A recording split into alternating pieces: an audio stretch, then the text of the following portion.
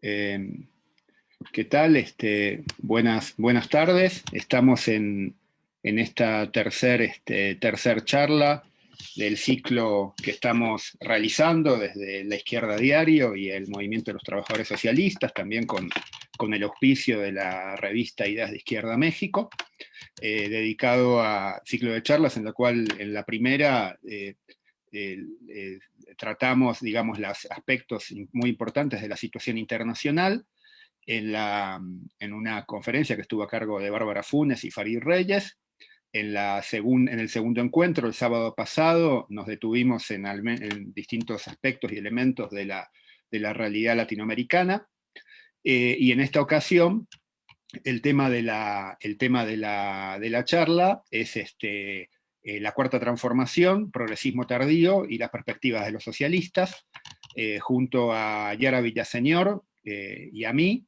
Está también con nosotros invitado para participar de la charla el profesor Máximo Modonesi. ¿Qué tal, Máximo? ¿Cómo estás? Si quieres saludar. Hola, buenas tardes. Gracias por la invitación. Un gusto estar con ustedes nuevamente. Gracias. Y bueno, ¿y qué tal? Hola, Yara, buenas tardes también. Hola, hola. Bueno, Buenas tardes. para presentar un poco para presentar a Máximo, él es historiador y sociólogo, profesor de la Facultad de Ciencias Políticas de la UNAM, de la Universidad Nacional Autónoma de México. Ha sido director de varias publicaciones, entre ellas la revista Memoria, y es coordinador actualmente de la Asociación Gramsci México, ¿no? Bueno, recién nos estaba comentando que está pronto ya a salir un nuevo libro de su autoría, ¿no? Tiene alrededor de 15 libros publicados máximo, el cual se llama México Izquierdo, claroscuros de la izquierda mexicana en 1968-2021, ¿no? Bueno, esa es un poco la presentación de la actividad que vamos a realizar hoy y bueno, y de nuestro invitado, Máximo, ¿no? Que estamos muy contentos de que pueda estar con nosotros en esta ocasión. Vamos a la dinámica un poco similar a la que hemos hecho en las otras encuentros, es que vamos a exponer, vamos a hacer una exposición un poco más reducida en tiempo en función de que somos tres, y después vamos a partir de que se abra el chat, y bueno, y también por supuesto en Facebook, ¿no? Que se está transmitiendo en vivo en este momento a través de la página de La Izquierda de Aeroméxico, del Facebook. Vamos a partir en los chats, quienes estén, ustedes, quienes están participando de la actividad, pueden ahí comentar sus preguntas, hacer comentarios, y bueno, después en una segunda ronda vamos a detenernos, vamos a tratar de contestarlos, digamos, ¿no? Bueno, como decía antes, la idea es de este encuentro es tratar, digamos, determinados aspectos de la 4T, el progresismo tardío y las perspectivas de los socialistas. Bueno, yo para iniciar, creo que es muy importante tanto para quienes nos consideramos de izquierda revolucionaria, que nos consideramos socialistas, así como para la clase trabajadora, las mujeres y la juventud combativa. Es muy importante discutir la caracterización del gobierno de la Cuarta Transformación y el carácter de su política, ¿no? Ya que eso ordena qué perspectiva debemos levantar, en particular cómo desarrollar una política de independencia de clase que permita luchar por las aspiraciones de los trabajadores y el resto de los oprimidos en nuestro país. El domingo pasado se realizó una consulta popular a la cual nos vamos a referir en este encuentro, pero que ya generó mucha polémica. Y hace menos de 2 meses se dieron las elecciones intermedias, con un resultado también complejo, contradictorio, que se prestó a muchas interpretaciones. La realidad es que muchos sectores de la izquierda mexicana oscilan entre los que consideran que el gobierno del Morena es más de lo mismo, es decir, que es una continuidad lisa y llana del periodo neoliberal anterior, y quienes lo embellecen y se adaptan políticamente, haciéndose eco en mayor o menor medida, de la propia propaganda gubernamental que busca presentarse como una alternativa real de izquierda. El gobierno de AMLO ha reproducido lo que es una característica de los progresismos de la región. Esto es identificar con su política, sin ningún tipo de contradicción, las aspiraciones sociales y de los trabajadores, a la par que considera que cualquier crítica a sus rasgos reaccionarios, en particular aquellas que se formulan desde la izquierda, corresponden a posicionamientos se identifican con la derecha, ¿no? Algo que la expresidenta argentina, Cristina Fernández de Kirchner, definió de una manera insuperable cuando dijo que a su izquierda solo estaba la pared, digamos, ¿no? Así que no había posibilidad alguna de efectuar una crítica por izquierda a su administración, a su gobierno. Entonces, yo creo que para entender las bases de un gobierno como el de AMLO, que mantiene lo esencial, que por una parte mantiene lo esencial de una política burguesa, es decir, la preservación de la propiedad de los empresarios y de las transnacionales y sus planes fundamentales, y que se combina a la par con una práctica que en varios aspectos se distancia de la experiencia neoliberal clásica, por lo menos tal cual la conocimos en México en las últimas décadas, me parece que hay que considerar dos o tres cuestiones fundamentales. En primer lugar, cómo surge y cuál es la relación que en esa emergencia, en ese surgimiento, estableció con el movimiento de masas, ¿no? Y eso nos lleva al primer elemento, que es que la llegada de AMLO en el 2018 estuvo precedida por un largo proceso de deslegitimación de las instituciones, de los partidos tradicionales, como el PAN, el PRI, el PRD, cuya más alta expresión fue el movimiento por Ayotzinapa en el 2014, con las banderas que recordaremos fue el Estado, ¿no? Aunque las movilizaciones de entonces fueron contenidas muy prontamente, digamos, ¿no? En apenas unos meses, por la acción de las burocracias sindicales y políticas que evitaron que esa movilización generalizada se transformara en una situación abiertamente revolucionaria que pudiera echar por tierra el gobierno de Peña Nieto, la realidad es que aún así tuvieron consecuencias sísmicas para el régimen político. En ese momento yo recuerdo que nosotros discutíamos que aplicaba considerar para la situación en México lo que, digo, con todas las salvedades, ¿no? pero que aplicaba pensarla para utilizarla lo que Gramsci había definido como crisis orgánica, ¿no? Entendida como, en términos de crisis de hegemonía, de separación entre los partidos tradicionales y los grupos sociales fundamentales, y que en nuestro país se expresaba como una fractura de la relación entre gobernantes y gobernados.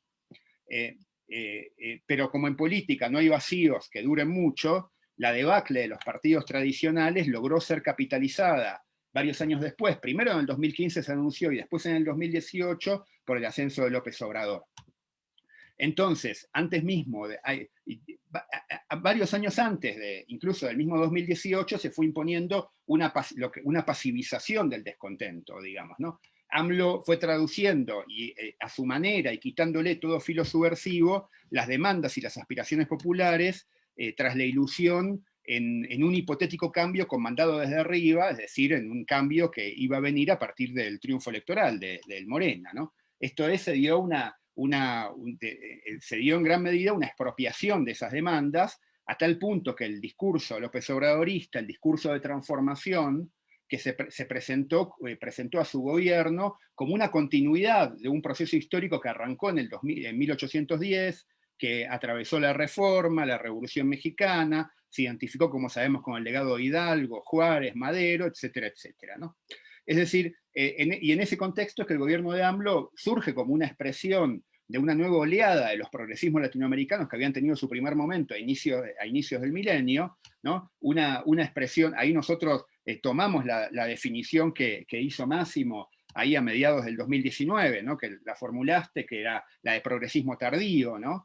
Es decir, una expresión tardía del progresismo, y como dijimos en la charla pasada, como otros gobiernos que existieron en la región y que existen en la región, el de AMLO se caracterizó por una moderación aún más pronunciada que los que hubo 10 o 15 años antes, ¿no?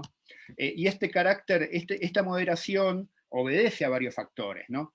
Por una parte, a lo que ya mencionaba antes, que es que fue mediatizado tempranamente el descontento emergente, bueno, con Ayotzinapa. Digo, por supuesto que de los años siguientes hubo expresiones muy importantes, pero no en la forma generalizada que se dio en ese momento. Sin duda, una de las expresiones más importantes de ese descontento fue la que se expresó en el movimiento magisterial del año 2016, ¿no?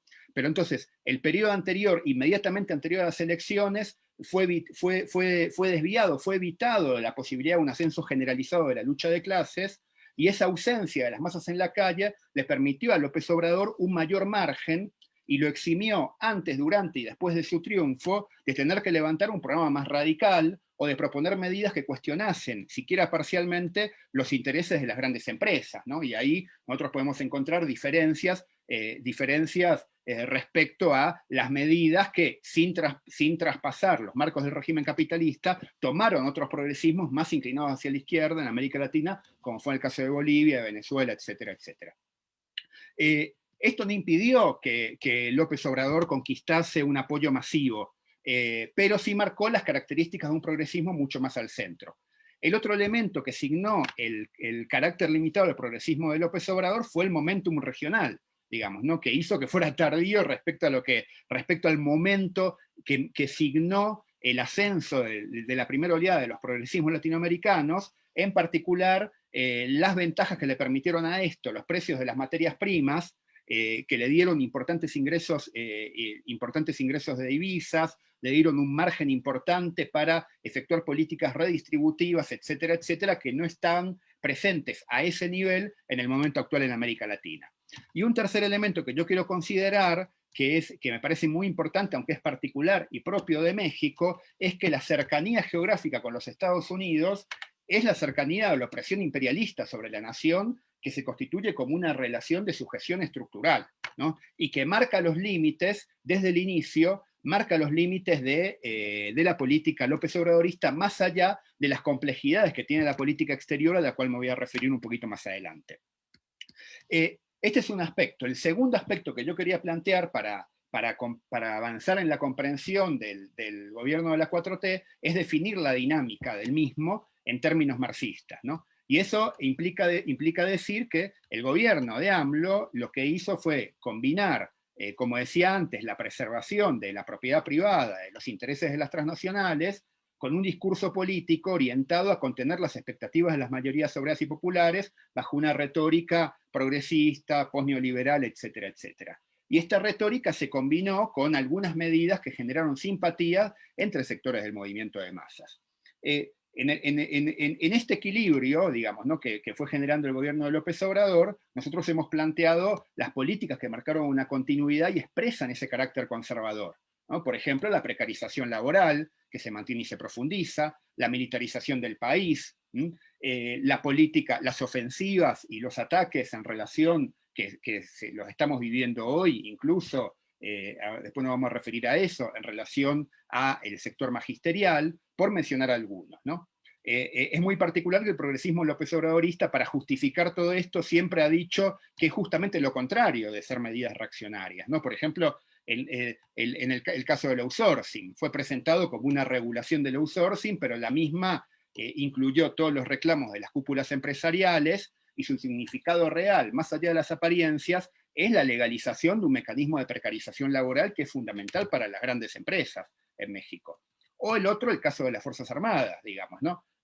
López Obrador, que había prometido regresar a los militares a los cuarteles, crea la Guardia Nacional, otorga más poder a la cúpula militar, medidas que permitan recomponer su imagen, como la administración de los hospitales, la construcción de los llamados bancos del bienestar, la administración de los puertos y las aduanas.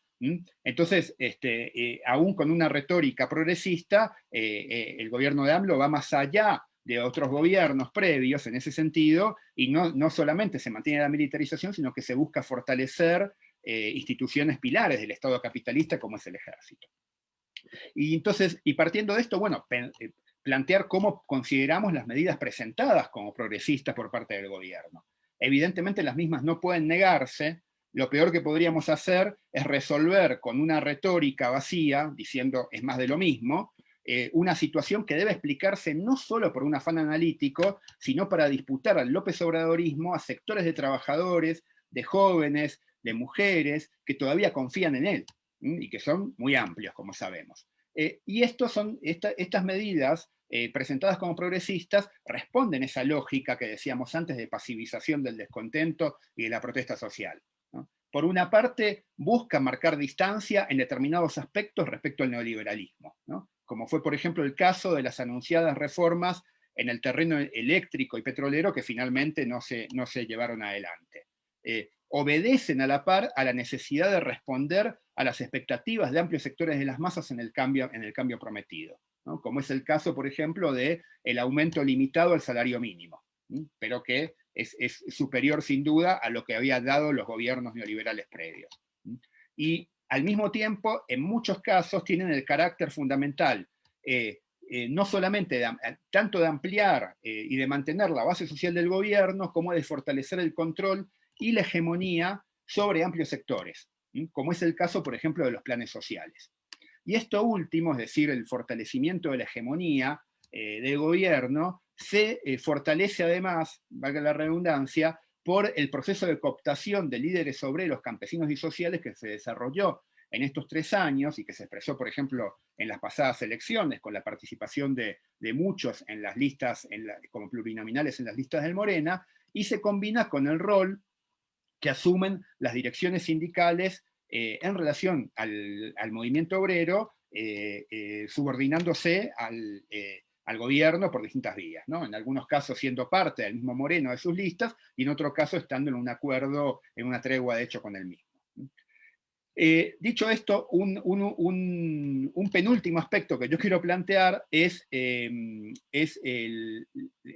aspecto de la política López Obradorista en el terreno internacional más reciente, que es sin duda muy importante, que ha llamado mucho la atención. Efectivamente tenemos de que López, hay un aspecto muy importante, digamos, ¿no? Que en la política actual del gobierno, que es el posicionamiento internacional que ha asumido, en particular con las declaraciones más recientes en torno a Cuba, el bloqueo y la situación de la OEA, digamos, ¿no? Distanciándose del gobierno, distanciándose de la política de la Casa Blanca y de la derecha latinoamericana, con un posicionamiento de mayor autonomía y que recuerda, obviamente, en una situación completamente distinta al rol que alguna vez tuvo México, que asumió México bajo el PRI, particularmente en los 60, 70 y 80, con un discurso de tercera, no lineado, etcétera, etcétera, ¿no? Sin embargo, esto en el caso del gobierno de López Obrador lo hace mientras acepta lo esencial de la política imperialista en el terreno migratorio, en el terreno económico, y no discute, por supuesto, en ningún momento el lugar de Estados Unidos en la región como principal potencia económica, ¿no? Y esto, en este sentido, hay que considerar que lo que se busca es, por una parte, es evidente, ¿no? Un mayor protagonismo latinoamericano, convertirse en un referente para el progresismo regional, y al mismo tiempo parecería ser una política muy inteligente para contrarrestar los elementos críticos y de desgaste que acumulan en el plano interno. Y aquí quiero entrar en el último elemento, que tiene que ver justamente con esta situación de desgaste relativo de la Cuarta Transformación. En las elecciones intermedias se vio como, sin dejar de ser Morena la primera fuerza, sin dejar de tener una importante popularidad, el gobierno y el partido de gobierno resentía un desgaste particularmente entre sectores de la juventud, de las mujeres, franjas determinadas de los trabajadores, en tanto que la derecha, que vienen por supuesto muy golpeadas desde el 2018, intentó recomponerse aprovechando de manera cínica y demagógica esta situación, ¿no? Aunque no le alcanza, podemos discutir después, pero no le alcanza por ahora para mostrarse como una alternativa ante el Morena. Y esta situación de desgaste creo que tiene que ver con los efectos de la crisis económica, los efectos de la crisis sanitaria y los costos de una política que llevó adelante el gobierno durante la pandemia, donde se acrecentaron los elementos de continuidad conservadora, ¿no? El incremento al salario mínimo no estuvo lejos de compensar la pérdida de alrededor de 15 millones de puestos de trabajo, entre despidos y retroceso en el sector informal, y expresión de esto es el aumento que ahora se anunció recientemente, los aumentos de los índices de la pobreza y de la precariedad. Y ahora, entrando, digamos, en esta situación de los elementos de continuidad conservadora, que también se expresaron en la cerrazón del gobierno frente a conflictos obreros y populares muy importantes y muy emblemáticos, como el caso de la huelga de las trabajadoras de Notimex, ahora estamos viendo un nuevo capítulo de esto con los apuros por el regreso a clases presenciales, que en un contexto como el que estamos ahora de la pandemia y del semáforo rojo, puede tener efectos catastróficos para las familias obreras y populares, ¿no? Y aquí AMLO, desde que llegó, fue un equilibrista entre las necesidades capitalistas y las aspiraciones sociales. Su fortaleza ha dependido mucho de la confianza obrera y popular y de que se mantenga prendida la mecha de la ilusión, pero la pandemia sin duda complicó ese panorama. Si bien distintas medidas presentadas como progresistas, como las que decía antes, o más recientemente la consulta, bueno, en los últimos días la confrontación con los empresarios del gas, buscan sostener la imagen de que es un gobierno muy distinto a los neoliberales, el hecho es que en la situación actual, con la pandemia, con la situación de una economía que por más de que tenga elementos de cierto repunte, está lejos de tener una estabilidad profunda, puede hacer aflorar, en un contexto además latinoamericano muy convulsivo, puede hacer aflorar nuevas contradicciones. Y el punto es que para evitar ese escenario más complicado, es que el gobierno se está jugando a mantener el funcionamiento de la economía, aún y a pesar de la pandemia. El problema es que eso implica medidas que pueden volverse muy antipopulares, como la que estamos viendo con el regreso a clases presenciales, y acelerar la experiencia de sectores de trabajadores y de jóvenes con el gobierno, ya que la política de AMLO ha sido no tocar ni afectar los intereses centrales y esenciales de los capitalistas. Entonces, yo para concluir creo que ahí es importante ver estas posibles dinámicas, porque ahí está la posibilidad de que la situación madure, de que sea más favorable para una izquierda socialista y revolucionaria, y empalmar con esos sectores que puedan avanzar a una perspectiva crítica frente al gobierno, no puede serse renunciando a la independencia política tanto respecto al Morena y su administración, como respecto, por supuesto, a la derecha, ¿no? Y por eso es necesario plantear y discutir cuáles son las bases para lo que es una necesidad fundamental, que es la construcción de una alternativa socialista y revolucionaria en México. Lo dejaría por acá. Gracias, disculpen los contratiempos que son ajenos a nosotros. Y bueno, y creo que seguirías tú, Máximo. Sí, bueno, buenas tardes otra vez y otra vez gracias por la invitación. Siempre es un gusto estar con ustedes. Además, comparto muchas cosas. Bueno, con Pablo comparto también una subestación eléctrica, parece, porque, o sea, se nos fue la luz en el mismo instante por el mismo tiempo. Pero comparto, comparto el diagnóstico, entonces eso me permite en realidad ir agregando algunos puntos e irlos planteando algunas cuestiones basándome en lo que escuché. Creo que lo único que podría discutir es si realmente se pueden abrir perspectivas favorables, pero eso lo dejo para el final.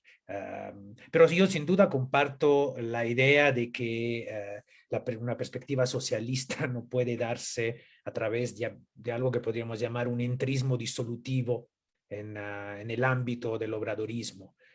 Y por lo tanto, digamos, pensar que existe ahí un espacio que permite cultivar perspectivas antisistémicas, radicales y socialista revolucionaria, cuando el campo del obradorismo está, digamos, marcado por algunas características de cierta forma política, forma de hacer política. O sea, no estamos hablando de entrar en un partido socialista, en un partido comunista o en un sindicalismo combativo. Estamos hablando de un campo político con una serie de elementos que no permiten la delimitación de una perspectiva socialista. Entonces, digamos, yo comparto esa idea y comparto el diagnóstico, que es un diagnóstico con matices, y sobre eso quiero agregar algunas reflexiones, partiendo de la idea bueno, esa idea del progresismo tardío, que por cierto, digamos, hablando de fecha, yo lo planteé en julio del 18. O sea, justo después de las elecciones. No porque O sea, porque obviamente yo tenía la mirada y la experiencia del análisis de la lectura de los gobiernos progresistas latinoamericanos. De ahí saco esa idea de lo tardío porque permite justo hacer esa delimitación que planteaba Pablo. O sea, el obradorismo no hubiera sido tardío si hubiera surgido en 2006. A partir de ese empuje, que no solo era regional, que también era un empuje desde abajo. Son dos cuestiones de desfase. O sea, el desfase es respecto de una coyuntura favorable, que es una coyuntura latinoamericana, es una coyuntura económica que permite efectivamente cierto margen, cierto excedente para la redistribución, pero también, y eso creo que es lo fundamental, que es la idea de que es un progresismo producto de un empuje desde abajo que modifica la correlación de fuerzas. Y por lo tanto el progresismo es hijo de ese empuje y al mismo tiempo traiciona o modifica o corrige, ajusta, reconfigura ese empuje. Entonces, que hay una relación directa. Yo creo que en el caso mexicano hay un desfase. Y ese desfase es muy notable en la forma en cómo ese progresismo llega como progresismo conservador. O sea, en ese sentido, y haciendo un poco el diálogo con una hipótesis que yo planteé en escala latinoamericana, que es la idea de la revolución pasiva, y que un camarada y compañero como Sergio Moisen está planteando para el caso mexicano, yo no comparto esa lectura, justo porque creo que en América Latina sí se podía pensar el progresismo como revolución pasiva, porque respondía, digamos, había esa concatenación con el movimiento desde abajo que producía crisis orgánica. Ahí también tengo un apunte que hacer sobre la caracterización de la idea de crisis orgánica. La crisis orgánica no solo se produce desde arriba, en clave gramsciana, tiene que ver con una activación desde abajo. Entonces, el punto es en qué medida la crisis orgánica es producida por una activación desde abajo que hay que ver después qué cauce tiene. Y esa es la cuestión, si el cauce es un cauce independiente, es capaz de encabezar un proceso de revolución social, o es un cauce que se va derivando en hipótesis de revoluciones pasivas o de plano en gobiernos conservadores. O sea, dicho de esa manera, yo creo que ese progresismo conservador, por ser tardío, que vivimos en el caso del obradorismo, no se presta a la caracterización revolución pasiva, a menos que no asumamos que el movimiento yo soy 132 Ayotzinapa haya sido, digamos, el disparador, pero hay un desfase temporal grande, o sea, no hay una concatenación directa, y en medio hay una desmovilización. O sea, a lo mejor podríamos decir que el obradorismo, y creo que algo dijo Pablo, no sé si lo entendí bien ahí, empezó a operar la desmovilización desde ahí. O sea, desde ahí. Pero revolución pasiva es un fenómeno que tiene que ver con una construcción de poder estatal. Entonces, es difícil atribuirle el proyecto revolución pasiva al obradorismo como movimiento antes de llegar a ser gobierno, porque si solo llegando a ser gobierno puede operar ese equilibrio interclasista, digamos, puede producir el fenómeno de revolución pasiva. Entonces, no creo que se pueda hacer digamos, colocar la idea de revolución pasiva asumiendo que la activación de esa coyuntura de profunda activación en México, que fue la secuencia 132 de Ayotzinapa, haya sido el disparador que justifica el progresismo obradorista, la 4T como revolución pasiva. Creo que hay un salto y ahí hay algo que no. Yo creo más bien que es un bonapartismo. O sea, digamos, si queremos irnos hay transformismo, hay bonapartismo, o si queremos mantener esas categorías gramscianas, es un cesarismo progresivo, pero con elementos regresivos. O sea, Gramsci distinguía cesarismo progresivo y cesarismo regresivo. Yo, en un texto que hice un poco diciendo, bueno, pero en realidad sostengo que, en fondo, lo progresivo y lo regresivo son tendencias que conviven en el cesarismo. El punto es cuál es la dominante. Entonces yo creo que el análisis que tenemos que hacer es, asumiendo que el gobierno de AMLO se presenta y se propone como cesarismo progresivo, cuáles son los elementos regresivos o conservadores que lo caracterizan para lograr, digamos, tener un análisis que es un poco como la que estaba formulando Pablo y que yo comparto, digamos, de tratar de mostrar, digamos, la composición de las políticas públicas que ahí anidan. El elemento del transformismo es claro, porque sí hay un drenaje o una cooptación muy marcada de grupos dirigentes de sectores populares, que siempre es un dispositivo tanto de la revolución pasiva, pero también del bonapartismo, del cesarismo en ese caso. Entonces, en todo caso, yo diría que la 4T, más que compararse con las grandes transformaciones de la historia de México, eventualmente si diera el ancho, podría compararse con el cardenismo, con todas las problemáticas que el cardenismo acarreó, es decir, con todo ese proceso también, digamos, en el cardenismo canalizó energías sociales, demandas, pero las institucionalizó y las desmovilizó. O sea, en esa tesis, digamos que ha sido una tesis relativamente marginal, pero que yo comparto, que comparto poco con Arturo Anguiano, pero esa tesis en particular sí me parece, esa hipótesis era importante colocarla en el debate, porque si no era como una gran oda al cardenismo como prolongación de la Revolución Mexicana cuando se perdía de vista lo que produjo en clave justo del cierre del proceso revolucionario, como de obturación, de clausura. Ahora, y digamos, yo no creo que el obradorismo da el ancho para pensarse en clave del cardenismo, no solo porque no tiene una revolución mexicana atrás, sino porque tampoco tiene las aspiraciones más profundas, más transformadoras, que de alguna manera ahí anidaban. Pues si uno va pensando, bueno, ¿quién es el Ávila Camacho de López Obrador? ¿O cuál es el Mújica que está ahí que no va a ser? O sea, bueno, podría ser un ejercicio, pero creo que no es históricamente muy fundado, por lo tanto dejo de hablar en esos términos para no enfrascarme en una comparación que no estoy proponiendo, estoy diciendo que no se sostiene en realidad, pero eventualmente ahí habría, por eso pienso en la cuestión bonapartista.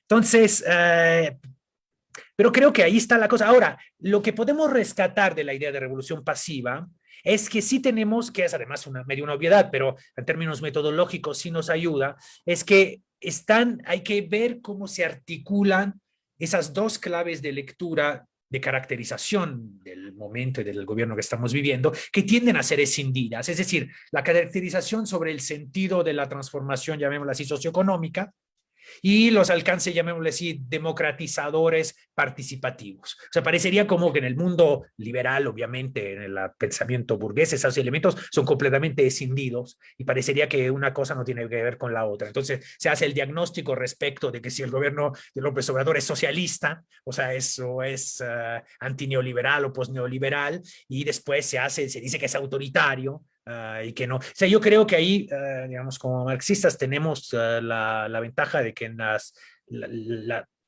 claves de lecturas que nos otorga esa tradición de pensamiento nos permite articular una cosa con la otra. O sea, no hay por un lado el mundo de la participación y de las libertades y de las elecciones y de la democracia, y por el otro el mundo de la distribución de la riqueza, de la apropiación del plusvalor y de la explotación. O sea, obviamente hay una correlación directa respecto de eso. Entonces, y la fórmula revolución pasiva daba cuenta de eso, es decir, ojo, la desmovilización, la pasivización es el correlato de la dimensión conservadora de un proceso de transformación. O sea, no hay posible digamos, contención, no hay posible gobierno de una transformación contenida que en última instancia está en los intereses de las clases dominantes, aunque sectores de las clases dominantes no lo están entendiendo. No están entendiendo que el mejor gobierno que podrían tener es el gobierno obradorista, que les garantiza control social, que les garantiza realmente una gobernabilidad que soñaban. Pero bueno, pues parece que no hay esa, o sea, lo que no aguantan es esa autonomía relativa que sí viene con el bonapartismo, esa autonomía relativa recuperada del Estado, que sí negocia, que sí funge como árbitro, pero que en última instancia es el garante de la conservación de fondo y por lo tanto es el garante de la estabilidad sistémica. Por lo tanto, digamos, ahí hay algo que... y lo hace justo en función de su capacidad de contención del conflicto. O sea, su capacidad de frenar realmente el conflicto. Y yo creo que ese es el punto sobre el que quiero insistir, porque creo que ahí, digamos, yo creo que la caracterización de Pablo yo la comparto sobre que es progresista, que es conservador, esa lectura, llamémosla así, transversal de políticas públicas, pero donde yo siento que tenemos un campo de caracterización que es un poco más problemático, y sobre eso decía que no sé si soy tan optimista, es en qué medida, digamos, y ese es un tema también de análisis de las experiencias latinoamericanas, o sea, sí hay un propósito y una capacidad de contención del conflicto por parte de los progresismos, incluso un progresismo tardío, sobre todo porque se montó sobre digamos, una acumulación de neoliberalismo tal que cualquier medida, ahora resulta que los aumentos del salario mínimo en México, que son digamos, para decirlo así, parecen una limosna, o sea, que recupera mínimamente el salario mínimo y lo hace no ser el último salario mínimo de la cola en la OCDE, o sea, resulta que eso parece una medida altamente progresista, cuando es, digamos, hay que verla relativamente a la experiencia mexicana, que fue de pérdida de poder adquisitivo brutal, vertical, dramática. Era un salario mínimo que parecía que era una burla, era una cosa risible. Uno andaba, no tanto en Europa, pero en América Latina, a contar lo que era el salario mínimo mexicano y era realmente una tomada de pelo. Entonces, bueno, lo que se está operando es un mínimo, digamos, de ajuste para volver a situar a México en el, digamos, en un contexto latinoamericano, ¿no? Primermundista, ¿no? Bueno, entonces, a lo que voy es eso, o sea que, bueno, en términos de políticas públicas, yo creo que se puede hacer esa lectura. El punto es, lo que no está claro es que tanto los progresismos, y en ese caso nuestro progresismo, el que nos tocó vivir, digamos, es propicia y puede favorecer desgajamientos y la constitución de espacios independientes, autónomos de clase, luchas, movilizaciones. O sea, es un terreno propicio o no, porque sin duda hay un primer movimiento que es desmovilizador. Pero el punto es la acumulación de contradicciones y además pandemia de por medio. O sea, generan las condiciones para una reactivación de las luchas, las movilizaciones e incluso para un desborde, porque habría dos planos, digamos, un retorno a cierta normalidad del conflicto, a un conflicto que se vuelva más ordinaria administración, que digamos, algunos elementos los tenemos, tampoco es así como el electrocardiograma chato, o sea, sí hay algún sobresalto, pero digamos, sería un retorno, siendo que no hemos abandonado el sistema ni capitalista ni neoliberal en su fondo, debería regresar a una normal gimnasia, digamos, político, participativa, de movilización y de luchas sociales, por una parte, pero además eventualmente unos desbordes que pudieran, digamos, eso sí ser terreno propicio para ciertas radicalizaciones de algunos sectores, y en esos desbordes, más que en la ordinaria administración de las luchas, yo creo que es cuando florecen y tienen oportunidades fuertes las corrientes más radicales. Pero el punto es, el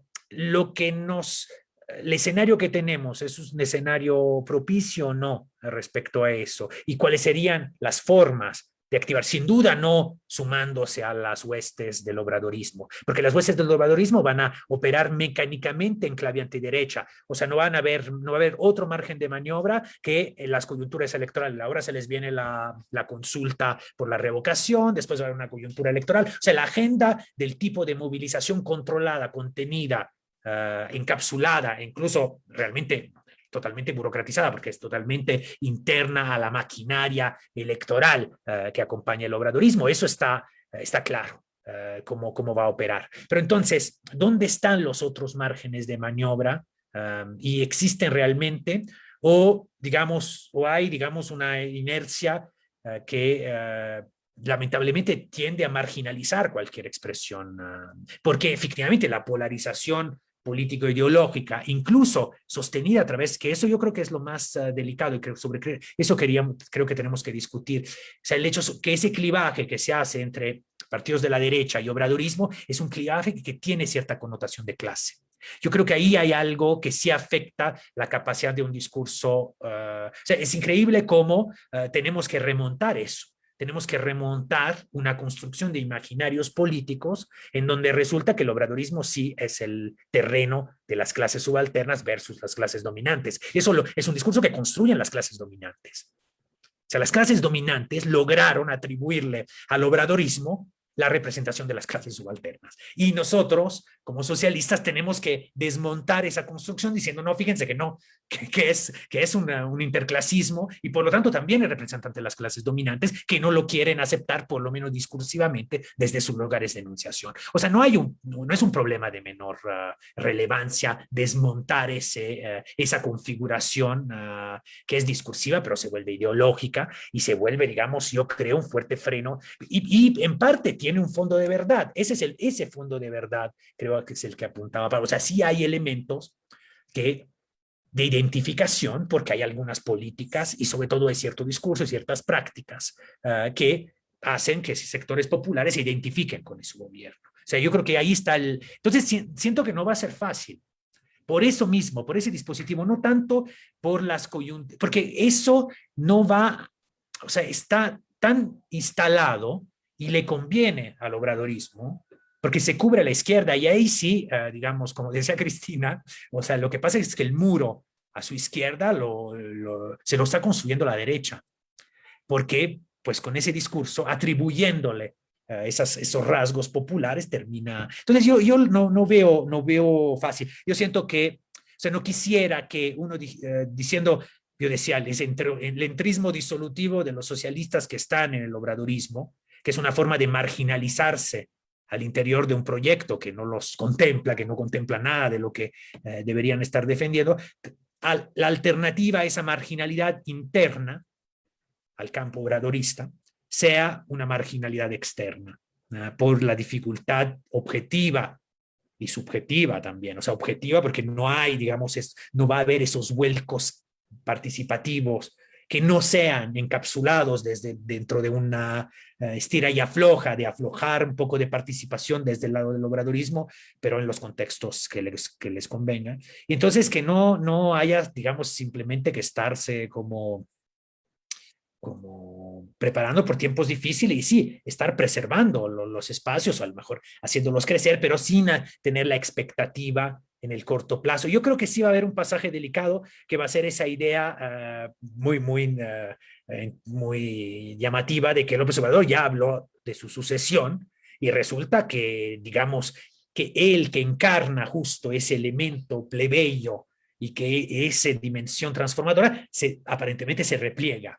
Eso sí es disruptivo para lo que significa el obradorismo, ¿eh? O sea, esa idea que es un poco, ahí sí valga la similitud con Cárdenas. O sea, Cárdenas se va, deja a Vila Camacho y se encuentra que empieza, después llega Miguel Alemán y entonces sí se da cuenta que la cosa se replegó. Entonces, bueno, eventualmente y sale el enriquismo y después Lázaro Cárdenas quiere formar el Movimiento de Liberación Nacional. Hay como un digamos, hay un fenómeno de fractura interna que además se ve como en el obradorismo conviven distintas almas. Si se repliega Obrador, que ha concentrado en sí toda, digamos, él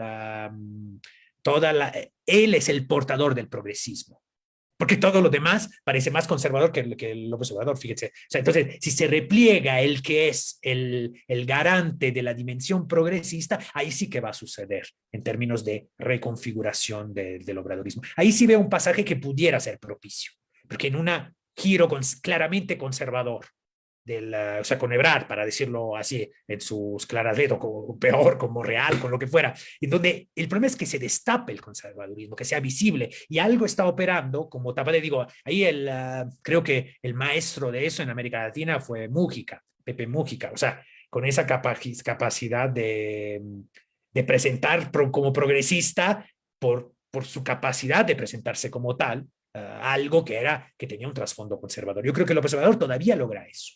Entonces, si se repliega, ¿qué va a suceder con ese movimiento? ¿No? Bueno, entonces eso era como, creo que ya abusé del tiempo. Esas eran las cosas que quería plantear, así como para contribuir, y muchas gracias por la escucha.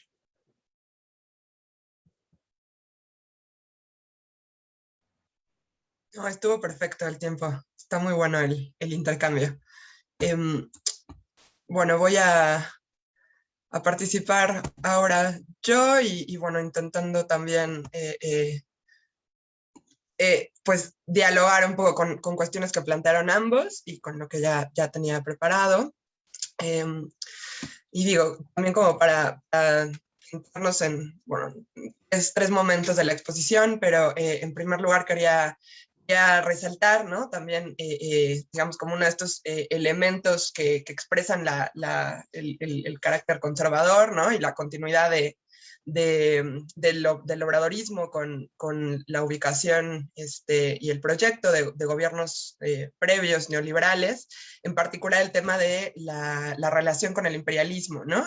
Y por supuesto la continuidad de la subordinación a sus políticas, ya lo recuperaba Pablo, pero bueno, quería resaltar en particular cómo se expresa esta en la crisis migratoria, ¿no? En ambas fronteras, tanto la norte como la frontera sur, y en particular en el escenario que se ha desarrollado en el territorio mexicano, en donde, por ejemplo, ahora se calculan ya más de 2.000 migrantes desaparecidos, convirtiendo nuestro territorio en uno de los corredores migratorios más peligrosos del mundo, aun cuando no se desarrolla una guerra de manera convencional, ¿no? O formalmente declarada, y en donde es evidente la participación de las redes de trata, de los cárteles del crimen organizado y de las propias Fuerzas Armadas, ¿no? En esta situación de violencia y de crisis humanitaria, y en donde llama la atención también la política del López Obradorismo en torno al despliegue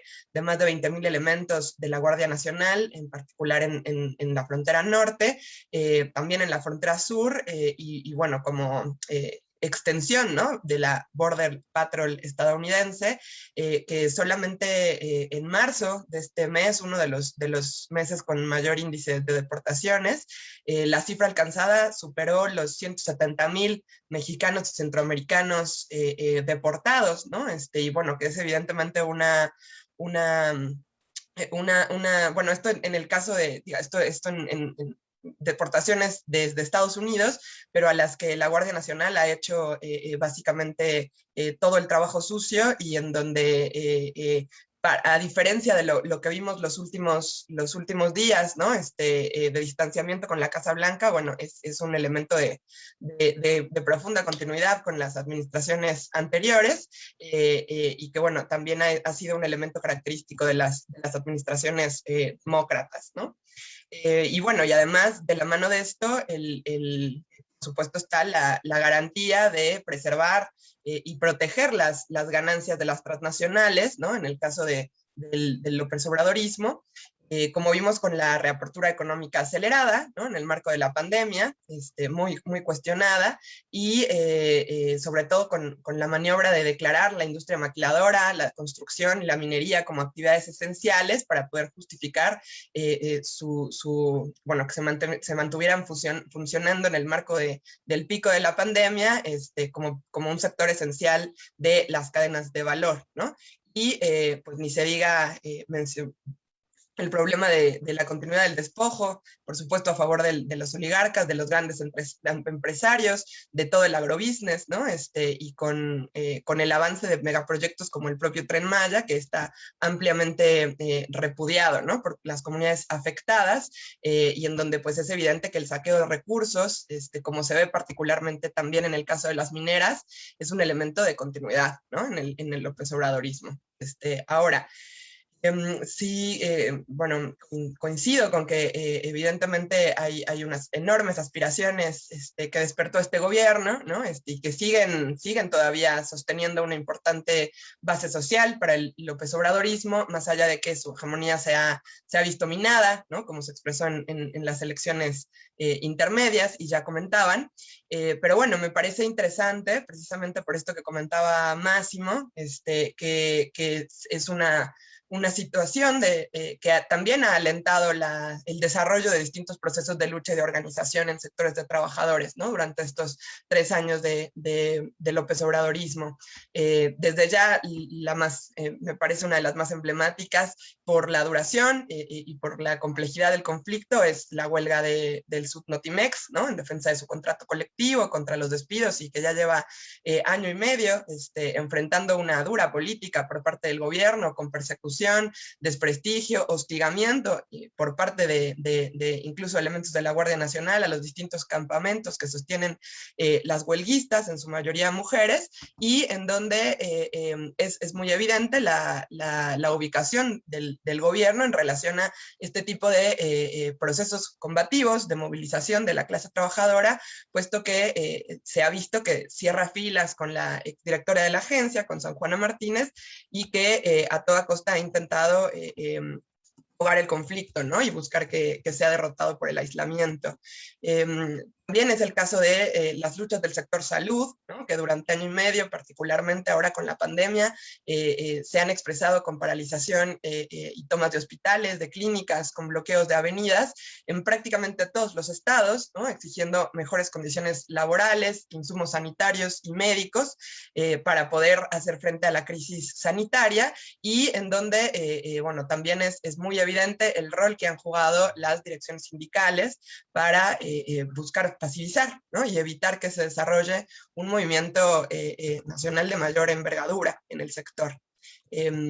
Ahora, me parece que también vale la pena mencionar los efectos de la austeridad republicana, en particular en el sector estatal, ¿no? Que implicó cientos de miles de despidos, a pesar de que el observador planteaba que se iban a barrer las escaleras de arriba hacia abajo, ¿no? Empezando con los altos funcionarios y sus altos salarios. Lo que vimos es no solo la continuidad de los aviadores, por ejemplo, ¿no?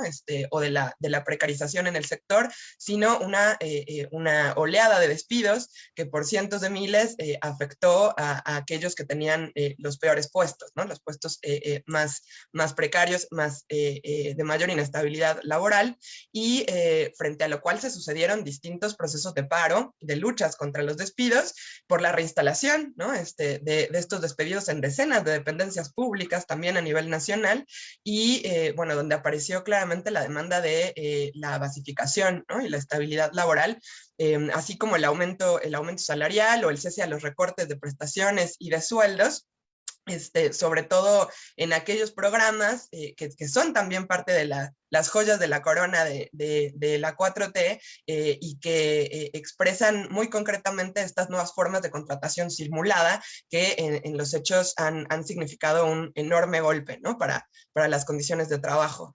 Y bueno, y después, aunque han sido con menor envergadura que años previos, como vimos en el 2015, en particular en Ciudad Juárez, ¿no? con los paros locos, sí vale mencionar también una serie de paros industriales y en zonas fabriles, como vimos en Matamoros en el 2018, incluso en algunas maquiladoras en el Bajío o en la península de Yucatán, y que bueno, son interesantes, y vale la pena echarles un ojo, sobre todo por el sector que representan, ¿no? Y las posiciones estratégicas que se concentran en dichas zonas, ¿no?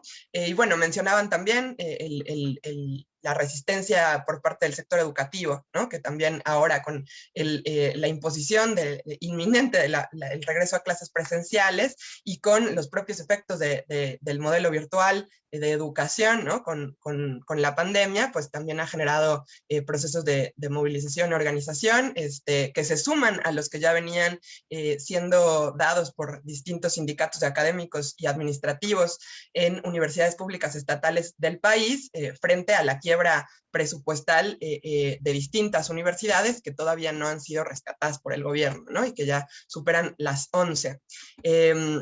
Ahora menciono esto porque me parece importante que centremos el foco también en estos procesos de organización, de resistencia, pero quería destacar particularmente lo que hace a la dinámica del movimiento de mujeres y las tensiones que ha desplegado con la 4T, porque es precisamente, me parece a mí, en este sector, ¿no? en este espectro político donde se puede identificar más claramente el retroceso del apoyo a la 4T, ¿no? Producto de la continuidad de la violencia feminicida, y de la resistencia por parte del gobierno, ya no se diga de la derecha conservadora, ¿no? No esperamos nada de ellos en este terreno, pero en particular la resistencia del gobierno para poder otorgar derechos elementales, como el derecho al aborto, ¿no? Antes y durante la pandemia vimos que como parte de esta dinámica internacional de movilización, ¿no? Del movimiento de mujeres, también en México las mujeres inundamos las calles denunciando las desapariciones de mujeres, como en el 2019 aquí en la Ciudad de México, con escenas emblemáticas también el año pasado, estrellándose contra el muro de Palacio Nacional, denunciando el flagelo del feminicidio, ¿no? Y que además movilizaciones que han enfrentado un despliegue represivo muy cuestionable por parte de un gobierno que se autonombra progresista, y que solamente evidencia el repudio que tiene el mismo por la movilización combativa, por las acciones callejeras, pero en particular su insensibilidad frente a las reivindicaciones de las mujeres, ¿no? Y bueno, creo que uno de los temas también polémicos que parte aguas dentro del propio partido de gobierno y en su base social es el tema de la legalización del aborto, precisamente, ¿no? Que recién ahora, después de 3 años de gobierno, comienza a avanzar con la despenalización en algunos estados, pero todavía sin que el gobierno se juegue a hacerlo efectivo en todas las clínicas y hospitales, es decir, sin legalizarlo, más bien solamente dejando de penalizar las interrupciones del embarazo, y bueno, poniendo sobre la mesa las contradicciones que hay dentro del partido, producto de, por un lado, las alianzas del gobierno con sectores de derecha y sectores clericales, ¿no? Que tienen una agenda claramente provida, claramente antiderechos, ¿no? Que están intentando censurar la educación sexual, implementando medidas reaccionarias como el PIN parental, y un espectro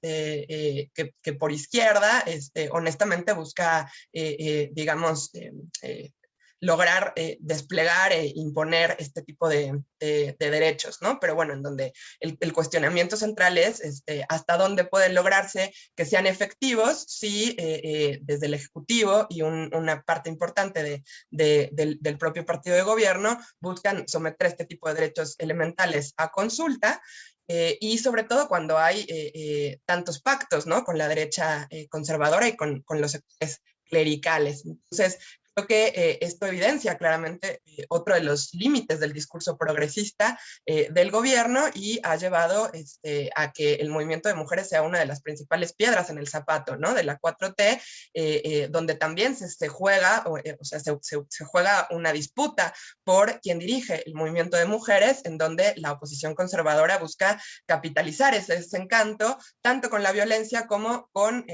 la ubicación de la propia 4T, integrando algunas demandas históricas del movimiento de mujeres, como puede ser la lucha contra el feminicidio y contra la violencia, pero bajo la perspectiva de profundizar la cooptación del mismo, pelear por su integración al régimen y por supuesto recomponerse, ¿no? de la crisis que atraviesan los partidos más claramente neoliberales, ¿no? Y bueno, también mencionamos la consulta brevemente. Me parece que seguro todas y todos pudimos seguir los resultados, ¿no? En una jornada que, bueno, se esperaba que tuviera mucha mayor participación, pero bueno, donde solamente participaron casi 7 millones de personas, de la base dura del López Obradorismo, pero en donde quizá lo que primó fue el propio deseo de justicia, ¿no? Por ejemplo, impactó el llamado del zapatismo a participar en aras de exigir justicia para las víctimas, pero bueno, donde el gobierno claramente no logró entusiasmar, puesto que el abstencionismo rondó el 93%, y además ni siquiera había claridad sobre pasaría si ganaba el sí, ¿no? Y si se lograba hacer vinculante la propia consulta, ¿no? Pero donde me parece interesante que regresemos a, bueno, ¿qué le dejó al Morena y cuál era la apuesta la consulta? Puesto que había, bueno, por un lado, se trató de un mecanismo institucional que AMLO utilizó, bueno, AMLO y el Morena utilizaron para poder instalar la idea de que llegó la democracia participativa, ¿no? Es decir, que ya no es necesario un cambio de raíz, ¿no? En el régimen político, y que con esta democracia participativa, bueno, o en aras de esta democracia participativa, se lograra además que el gobierno avanzara en la cooptación de la izquierda reformista y de sectores críticos del gobierno, ¿no? Por la vía de atar de manos a la población para evitar su participación en las decisiones verdaderamente importantes, ¿no? Con esta nueva cultura política de las consultas, de la participación institucional, donde queda fuera la posibilidad de incidir en el problema del salario, por ejemplo, en la resistencia a la imposición de la nueva normalidad y cómo tendría que ser, bajo qué condiciones para preservar la vida de la clase trabajadora, qué tipo de medidas se podrían implementar para acabar con el flagelo de la violencia, el feminicidio, etcétera, ¿no? Las medidas que bueno, están por fuera de la capacidad de decisión del movimiento de masas, producto de esta dinámica de institucional, ¿no? Y por otro lado, el gobierno aparece como democrático, ¿no? Con la consulta, buscando la participación popular y golpeando, ¿no? Por esa vía a sus desprestigiados adversarios, pero como también como parte de una maniobra para desviar el legítimo repudio digamos, que existe contra los expresidentes, un repudio popular muy extendido, y desviarlo en clave de fortalecer la confianza en las instituciones del régimen, que no solamente poco o nada cambiaron con la 4T, sino, como mencionaban, fueron absolutamente relegitimadas con el triunfo de la Cuarta Transformación, ¿no? Después de la crisis tan profunda que vimos en Ayotzinapa. Y bueno, efectivamente habrá que ver cómo hacia la consulta de revocación de mandato, el Morena si desplegará una dinámica que se apueste a movilizar a un sector más amplio de su base social, puesto que, a diferencia de esta consulta, seguro en la del próximo año veremos una participación activa de la derecha organizada y de los partidos de la oposición, ¿no? En un intento por navegar su crisis, y en donde efectivamente es interesante esto que comentabas, Máximo, sobre, bueno, y qué perspectivas quedarán para el Morena en el marco de un posible repliegue de la figura del observador, ¿no? Bueno, otro elemento interesante que también mencionaban, ¿no? En torno a, bueno, cómo podemos seguir este análisis más transversal del López Obradorismo, tiene que ver con esta analogía, ¿no? Que tiene muchos límites, pero que se hace en gran medida por la enorme referencia que significa para AMLO el cardenismo, ¿no?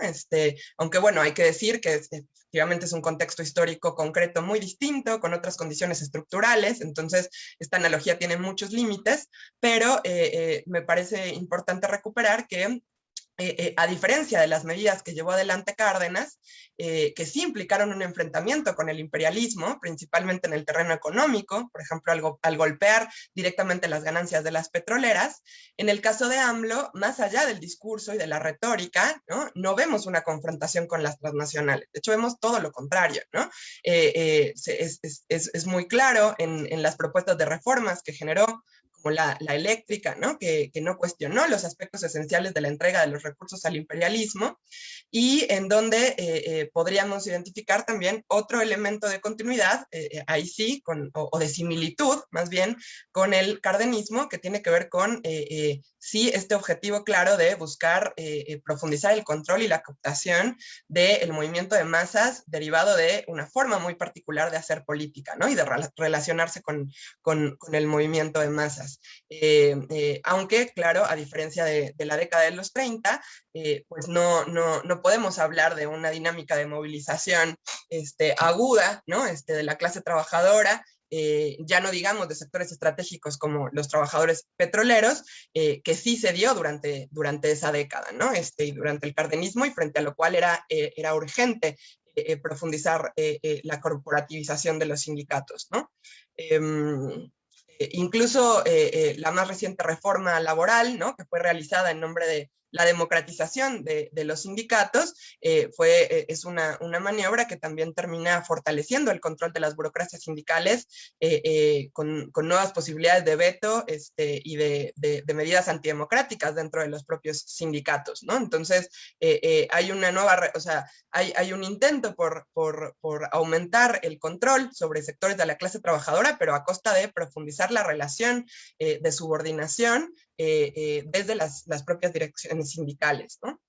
Entonces, bueno, eso me parece interesante porque efectivamente es un elemento a considerar, si nuestra preocupación es cómo ayudamos o cómo podemos discutir las posibilidades de que se desarrolle una perspectiva independiente, políticamente independiente, ¿no? En los próximos fenómenos políticos y de movilización. Ahora, sí, por último, quería mencionar que es En este contexto vemos, ya se mencionaba también, quiero dialogar un poco con eso, pero una verdadera incapacidad de la mayoría de la izquierda anticapitalista y socialista de diferenciar entre el carácter de clase del gobierno, sus políticas, sus retóricas, y lo que son las aspiraciones del movimiento de masas, ¿no? En general, estos 3 años, la mayor parte de la izquierda socialista ha considerado que mantener organizaciones propias, es decir, tener una independencia organizativa, constituye en sí mismo una perspectiva de independencia política, sustituyendo así la necesidad de una política verdaderamente independiente al gobierno y a los empresarios. Como parte de esta concepción, vimos que varios sectores justificaron el llamado al voto por candidatos de Morena en las elecciones pasadas, ¿no? Y han edulcorado las políticas del gobierno, señalándolas digamos, bueno, presentándolas como medidas realmente progresistas, cuando, comentábamos ya, tienen un revés conservador, y cuando las políticas públicas han tenido un poco, muy poco alcance para poder transformar las condiciones de vida de la mayoría de la población, ¿no? Y por supuesto, obviando esta gran operación política que implicó la recomposición de las instituciones del régimen, al cerrar la crisis abierta con Ayotzinapa, y digamos, terminar un poco con ese descontento, ¿no? del movimiento de masas contra las instituciones, a raíz del propio surgimiento y fortalecimiento del Morena, ¿no? Entonces, bueno, coincido, creo que no ayuda a hacer estas comparaciones forzadas, ¿no? Con medidas más profundas que pudieron tomar incluso otros gobiernos progresistas, ¿no? Porque además es un momento que no es de crecimiento económico, ¿no? A nivel internacional, y bueno, y en este contexto, lo que sí me parece es que es urgente recuperar una ubicación, una lectura que nos permita identificar que, digamos, con esta definición, con esta caracterización del gobierno de la 4T, la pelea por defender la independencia política de la clase trabajadora frente al régimen es fundamental, ¿no? Quiero rápidamente recuperar una cita de León Trotsky, cuando hablaba precisamente del gobierno de Cárdenas y de las medidas progresivas, como la nacionalización de las compañías ferrocarrileras y petroleras, pero sin dudar un minuto en conceptualizar dicho gobierno como un gobierno nacionalista burgués, ¿no?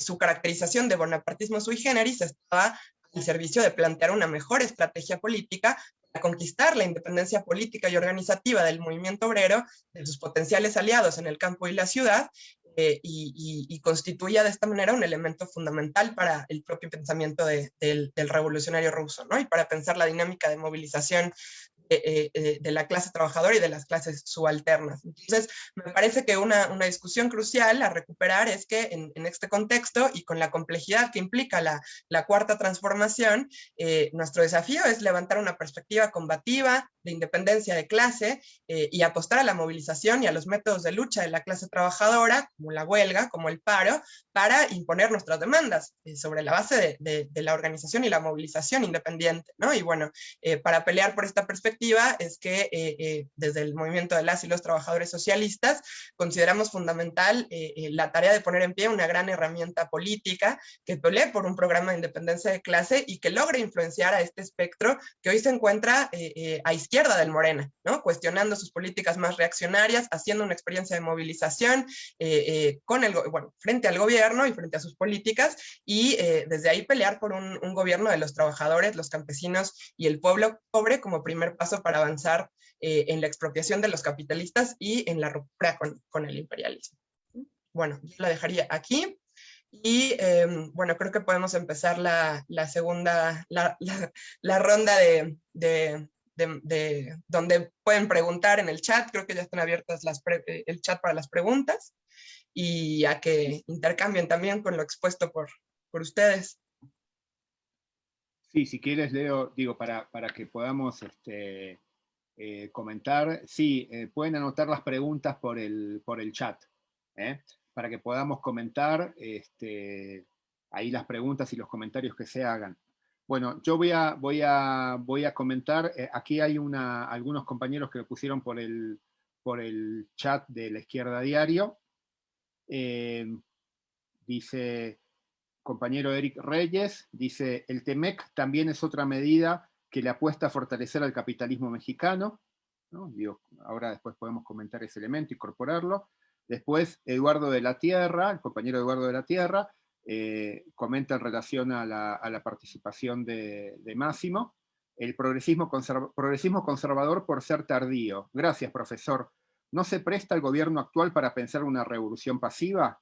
Sí hay una concatenación entre la movilización estudiantil y del normalismo por el caso de Ayotzinapa, entre el movimiento Yo Soy 132 y la elección de Andrés Manuel López Obrador.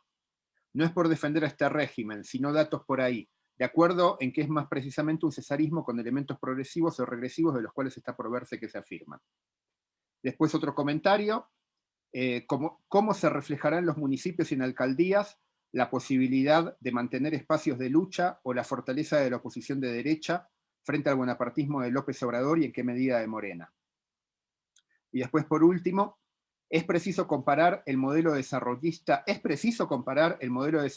de Cárdenas con el de AMLO? ¿Qué diferencias y similitudes hay entre este y uno posneoliberal?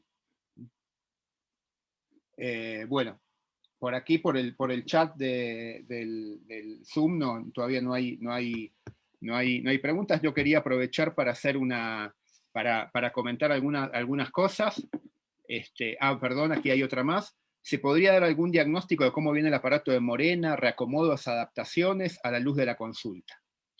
Bueno, ahí pueden continuar dejando los comentarios. Yo quería hacer un breve comentario. Digo, en primer lugar, por lo que plantea el compañero sobre el TEMEC, efectivamente creo que es un elemento muy importante, por supuesto, el TEMEC ahora, antes fue el Tratado de Libre Comercio, y creo que se inscribe un poco en lo que planteábamos respecto a los mecanismos que son fundamentales para garantizar una sujeción estructural, digamos, ¿no? de México a Estados Unidos, ¿no? Mencionábamos respecto a las políticas del gobierno de la 4T, ¿no? La política internacional del gobierno de la 4T, bueno, ya sus posicionamientos con un discurso con diferencias con el discurso dominante de la derecha latinoamericana y en la Casa Blanca, que ese posicionamiento, ese discurso se combinaba con una situación donde se mantienen, por supuesto, la subordinación más profunda, más estructural a las políticas imperialistas estadounidenses expresadas en el terreno migratorio, que ya lo mencionaba Yara, en el terreno económico, de lo cual el TEMEC y la integración más ¿no? que fundamentalmente arranca, aunque se viene configurando desde antes de los años 80, se da con toda su expansión a partir de los 90 con el Tratado de Libre Comercio, y bueno, y el TEMEC es una continuidad de eso, pero además en condiciones mucho más leoninas, digamos, ¿no? En ese punto. Después yo, respecto a algunos de los comentarios, quería hacer algunos comentarios sobre lo que se planteaba, en particular sobre lo que decía Máximo. Digo, yo creo que efectivamente ahí estaba, cuando estabas comentando lo de los límites de una posible comparación en términos de la definición gramsciana de revolución pasiva, y bueno, y cómo podía ser eso más pertinente, digamos, ¿no? Ver igual con muchos límites, ¿no? Y contradicciones, más que en relación no en relación a los grandes momentos de transformación de la historia mexicana. Me acordaba, por ejemplo, que en un texto hay un autor que habla, digo, para que se entienda la dimensión de la categoría de revolución pasiva, ¿no? que tiene que ver con un proceso revolucionario, por una parte, que es, bueno, ya lo decías vos, ¿no? que es reconducido, que es pervertido en ese sentido, y que implica al mismo tiempo, en esa dinámica, implica grandes transformaciones desde arriba, ¿no? que es la definición. Me acordaba que había un autor que mencionaba, que obviamente es una discusión, ¿no? pero que trataba de pensar la revolución mexicana en términos de revolución pasiva, digamos, ¿no? Para que se entienda, que puede ser válido o no, pero creo que es un elemento para pensar eso, el carácter y lo que estamos discutiendo en el caso del gobierno de la Cuarta Transformación es que aún y con todos los elementos de que le han permitido generar hegemonía a nivel del movimiento de masas, no tiene ese carácter de transformación profunda, aún desde arriba, que se ha visto en otros momentos a la luz de procesos revolucionarios álgidos. Yo creo que efectivamente por la discusión que se abre en torno a las perspectivas de la izquierda, y a las posibles dinámicas de la situación, yo creo que efectivamente todo gobierno que tiene un 60% de apoyo, digamos, ¿no? Y que generó, y que subió generando grandes expectativas, grandes ilusiones, de las cuales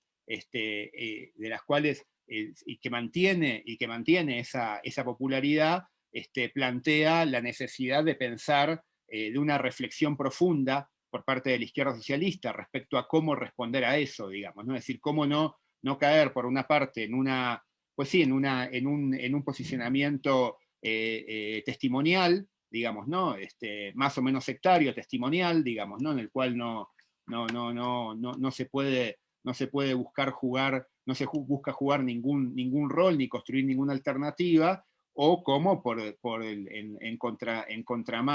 en contraposición a eso, una perspectiva de tipo oportunista, digamos, ¿no? Es decir, como los sectores que se han diluido, que han desaparecido, o que, bueno, se mantienen, pero que están ahí sumidos y subordinados al Morena, o bien también aquellos sectores que han operado en esto que se denomina también una perspectiva transformista, es decir, que cooptados directamente por el Morena, por el gobierno, como la otra expresión de eso, digamos, ¿no? Yo creo que en ese punto es evidente que no hay atajos, digamos, ¿no? No hay atajos para la izquierda socialista, digamos, ¿no? Es decir, no puede haber vías más o menos audaces, decididas, ofensivas, pero no se puede sustituir la necesidad de una perspectiva independiente, de independencia de clase, ¿no? Que desde el 2018 la marcábamos, ¿no? Me acuerdo en la entrevista que te hicimos para Ideas de Izquierda número 1, ¿no? Donde planteabas, ¿no? El título de la entrevista era ante el gobierno de AMLO habrá que mantener la independencia política, ¿no? Entonces, eso es fundamental. Ahora, partiendo de eso, pues efectivamente hay que pensar tanto las dinámicas, podemos decir, de desarrollo a partir de los procesos objetivos que se puedan dar y la emergencia que puedan ser de subjetividades de sectores del movimiento obrero, popular, etcétera, etcétera, si por dónde puede darse, por dónde puede desarrollarse, aunque sea molecularmente, ¿no? Que lo molecular es importante en ese sentido, aunque sea incipientemente, aunque sean sectores avanzados los que los realicen y no a nivel de las grandes masas todavía. Y por otra parte, cuáles son las iniciativas políticas que una izquierda socialista se tiene que plantear para tratar de aprovechar esas oportunidades y no quedarse esperando que llegue el tren de la historia. Cuando uno se queda esperando que llegue el tren de la historia, el tren de la historia llega y pasa, digamos, ¿no? Y se va. Entonces, es lo que suele pasar, digamos, ¿no? Entonces, en ese punto, yo creo que es importante por la cuestión de las contradicciones, por la cuestión de las contradicciones que se puedan generar. Sí creo que es importante leer, por una parte, los elementos de relativo desgaste que se pueden expresar, así sea a nivel de sectores avanzados o de vanguardia, y por otra parte ver que en el marco de las condiciones actuales, la pandemia, con toda su dimensión social, digamos, ¿no? Económica, social y política, es un elemento alrededor del cual se pueden acumular contradicciones y pueden surgir, y se puede desarrollar procesos, aunque sean limitados, de experiencia con el gobierno, con las instituciones, etcétera, etcétera. Seguramente primero a nivel más del gobierno, digamos, ¿no? Porque hacer una experiencia con las instituciones democráticas y todo implica un posicionamiento mucho más avanzado, digamos, ¿no? Entonces, ahí, o por ejemplo lo que estamos viendo ahora, digamos, ¿no? El terreno de las clases presenciales, la educación, digamos, ¿no? Bueno, en la Ciudad de México, por ejemplo, hace un par de meses hubo, incluso aún y a pesar de las de las políticas del gobierno y de las políticas de las burocracias sindicales, pues hubo múltiples escuelas, lugares donde el descontento, la desilusión, el enojo de maestros, de padres de familia, etcétera, etcétera, llevó a que no pudieran reanudarse las clases, ¿no? Son elementos que, obviamente, no estoy planteando que eso abre un proceso de independencia política, ¿no? Pero son elementos en los cuales se puede ir fogueando y desarrollando una experiencia, digamos, ¿no? Entonces, el terreno, por eso digo, lo que es la pandemia, las condiciones, eso, y bueno, y por supuesto la posibilidad de que eso se articule con determinados niveles de experiencia en la lucha de clases previo, digamos, ¿no? Que en México ha habido sectores que han desarrollado eso, incluso pensando, por ejemplo, no solamente esto, digo, es un panorama seguramente mucho más complejo todavía que el que puede darse en el terreno de los sectores educativos que han hecho una cierta gimnasia de lucha en los años previos, pero por ejemplo, en un sector que es muy importante y es muy estratégico, que es la clase obrera oculta mexicana, que es el proletariado industrial, digamos, ¿no? Y donde vimos el año pasado experiencias moleculares, puntuales, sin duda, pero de resistencia con las consecuencias de la pandemia, en el caso de las maquiladoras, y que habían hecho experiencias previas, digamos, ¿no? Como ya mencionaba Yara. Entonces, yo creo que hay que buscar por ahí para ver la dinámica posible, es decir, dónde se pueden dar los puntos de quiebre, aunque sean pequeños desde el punto de vista de la gran situación, desde el punto de vista de la dinámica estable del gobierno de López Obrador, pero que desde el punto de vista de los socialistas pueden permitir un proceso de articulación, de entrada y de acumulación de fuerzas en ese sentido. Eso es lo primero. Y lo segundo, por supuesto, la búsqueda, que eso es algo que es muy importante, de la dimensión de la práctica política de los socialistas, es decir, de evitar justamente salir de esta, sea del sectarismo, sea una línea oportunista, y buscar, donde yo creo que es muy importante, por lo que decían tanto Yara como Máximo, es muy importante marcar en el posicionamiento político, en la elaboración, en la propaganda, obviamente en la actuación, en la lucha de clases, allí donde se vaya desarrollando, en todos los niveles, marcar una alternativa política e ideológica, ¿no?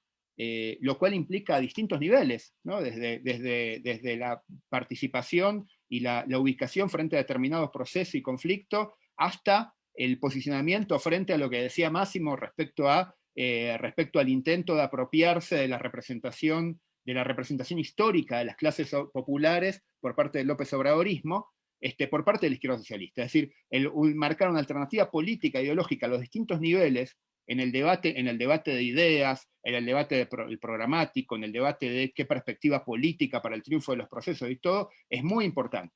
Digamos, ¿no? Creo que eso es fundamental, e incluso para ir generando justamente una perspectiva distinta, aunque sea, por supuesto, menor en su influencia respecto a la que sostienen los grandes partidos burgueses, por supuesto que sí, digamos, ¿no? Eso es así.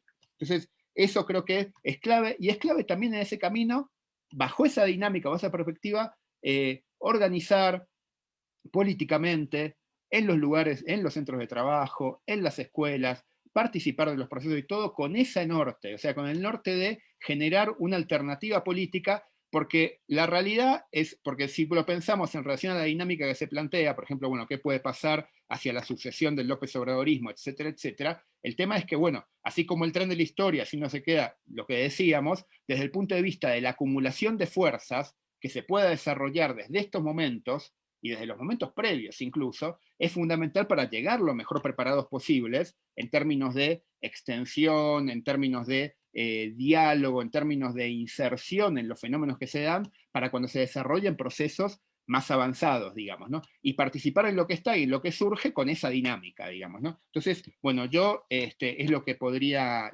decir. No sé si quieren leer otras preguntas para poder opinar ustedes también. Bueno, yo tengo sí, leí unas preguntas que andaban por ahí y bueno, entonces voy a contestar unas preguntas puntualmente y después me centro en una cuestión más de fondo que tiene que ver con lo que acaba de plantear Pablo. Bueno, estaba la pregunta esa que no es de menor relevancia. ya un poco le había contestado, si hay o no concatenación entre ellos 132, Ayotzinapa y el gobierno de López Obrador. O sea, yo decía que no es una secuencia directa, pero hay una relación. Es obvio que, digamos, si hablamos de crisis orgánica o si quieren incluso crisis de régimen o crisis de hegemonía, sobre todo lo que pasa en Ayotzinapa, digamos, con el antecedente del Soy 132, es un parteaguas. Pero el problema es que no hay ese movimiento, ese impulso de organización, movilización que sigue. Entonces yo creo que por eso el gobierno que llega no llega, digamos, con esa presión encima. Y por eso, y recupero lo de Pablo, la revolución no puede ser revolución pasiva porque no alcanza a ser revolución lo que estamos viviendo. O sea, es decir, no alcanza ni siquiera a vestirse de revolución, a enroparse en una idea de transformación significativa. No alcanza ese nivel de atrevimiento. Ni discursivo, ni programático, ni práctico, porque no tiene esa necesidad. Y se plantea como vamos a llevárnosla en paz, o sea, no tiene ese impulso, porque no tiene esa necesidad, porque no tiene una amenaza, digamos, decir, revolucionaria que contener.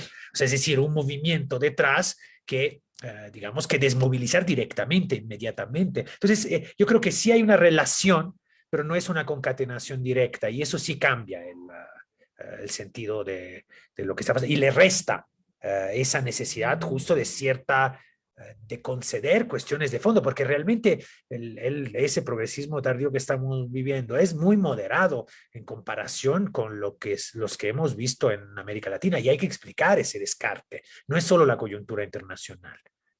Es particularmente moderado o sea, no es atrevido. Repito, suenan muy atrevidas cosas por el contexto en que estamos viviendo, pero y porque vivimos una época de derechización, porque además vivimos una historia de México que nos acostumbró al neoliberalismo como modus vivendi.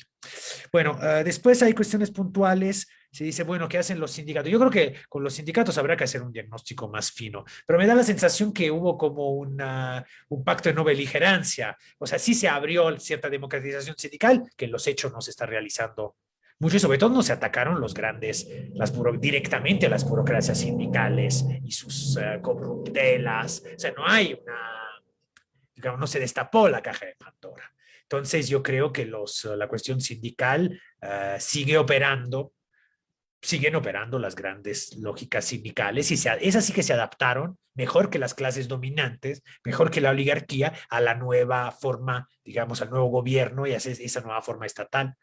Creo que ahí es muy típico de la Revolución Francesa, se concede, se abre algo, se destapa algo, pero al mismo tiempo no se ajustan cuentas, no se quiso, digamos, romper con lo que significaron décadas, un siglo de burocratización sindical en muchos ámbitos que siguen totalmente intactos. No hay, hablando de impunidad, digamos, ¿no? Habría que hacer una consulta sobre el juicio a los grandes líderes sindicales de la historia mexicana, a ver si ahí se la avientan esa, ¿no?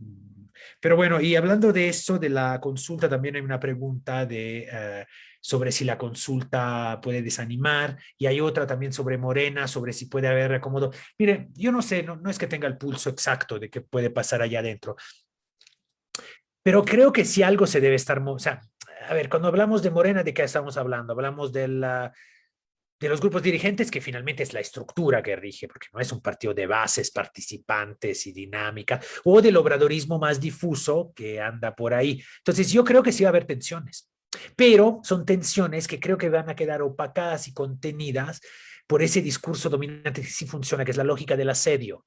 Es decir, aquí tenemos encima las clases dominantes, los medios de comunicación, todo, y entonces pues hay que compactarse, no hay que no hay que abrir el debate, no hay que hacer crítica. Entonces yo creo que si hay, digamos, fuerzas sanas, fuerzas de bases, corrientes de izquierda, sensibilidades de izquierda, que pueden quedar decepcionadas por cómo se manejó lo de la consulta, por las elecciones intermedias, por todas las dinámicas de selección de candidatos, por el hecho de que al final, o sea, la selección de dirigentes de Morena, o sea, hay que acordarnos, era entre Porfirio Muñoz Ledo, candidato de la izquierda de Morena, y Mario Delgado, candidato y gana la elección, bueno, que no fue elección, fue la selección vía consulta, gana, pierde Muñoz Ledo por ser excesivamente radical. O sea, también hay que asumir que, digamos, ahí no es que hay mucho margen de maniobra, digamos, de los sectores más que vienen de luchas antineoliberales, que yo creo que sí los hay,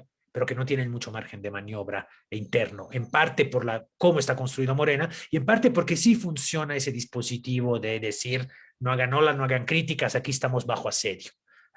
Estamos bajo asedio de las clases dominantes, ¿no? Entonces creo que ese dispositivo frena y dinámicas internas, pero que a la larga algo puede suceder.